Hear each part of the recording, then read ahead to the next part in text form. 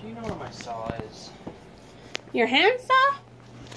No, I don't know where your handsaw is. Because I can't do anything without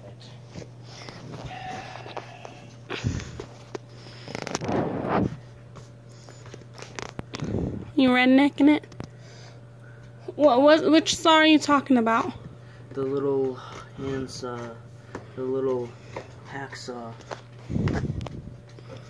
What does it look like? Never mind.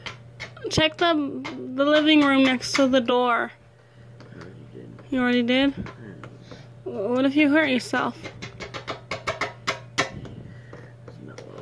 Check the animal room.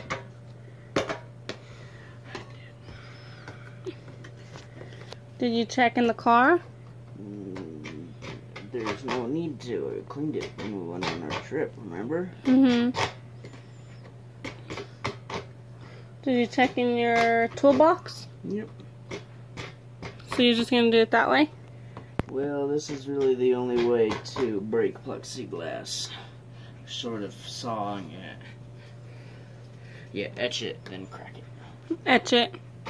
As in weakening it. Yeah, then you crack it. That's how they break glass.